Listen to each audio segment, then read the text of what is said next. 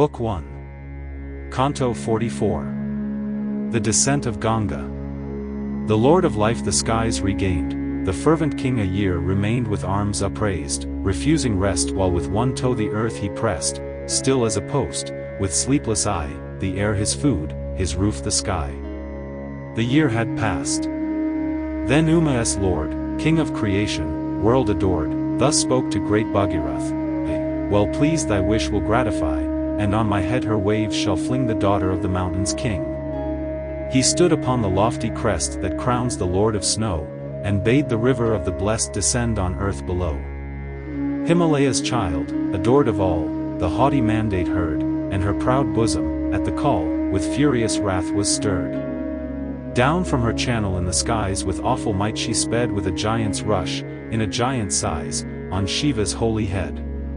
He calls me, in her wrath she cried, and all my flood shall sweep and whirl him in its whelming tide to hell's profoundest deep. He held the river on his head, and kept her wandering, where, dense as Himalaya's woods, were spread the tangles of his hair. No way to earth she found, ashamed, though long and sore she strove, condemned, until her pride were tamed, amid his locks to rove. There, many lengthening seasons through, the wildered river ran, Bhagirath saw it, and anew his penance dire began. Then Shiva, for the hermit's sake, bade her long wanderings end, and sinking into Vindu's lake her weary waves descend.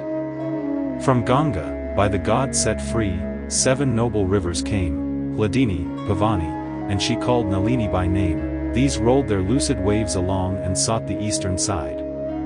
Suchakshu, Sita fair and strong, and Sindhu's mighty tide, these to the region of the west with joyful waters sped, the 7th, the brightest and the best, flowed where Bhagirath led. On Shiva's head descending first a rest the torrents found, then down in all their might they burst and roared along the ground. On countless glittering scales the beam of rosy morning flashed, where fish and dolphins through the stream fallen and falling dashed. Then bards who chant celestial lays and nymphs of heavenly birth flocked round upon that flood to gaze that streamed from sky to earth. The gods themselves from every sphere, incomparably bright, borne in their golden cars drew near to see the wondrous sight.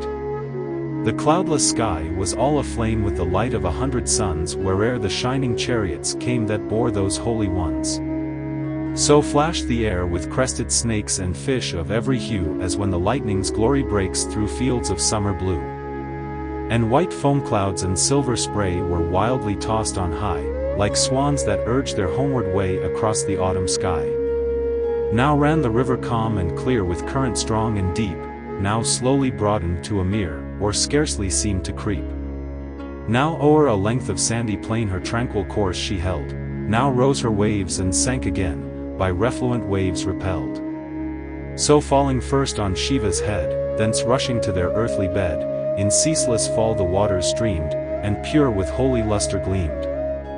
Then every spirit, sage, and bard, condemned to earth by sentence hard, pressed eagerly around the tide that Shiva's touch had sanctified. Then they whom heavenly doom had hurled, accursed, to this lower world, touched the pure wave, and freed from sin resought the skies and entered in. And all the world was glad, whereon the glorious water flowed and shone, for sin and stain were banished thence by the sweet river's influence.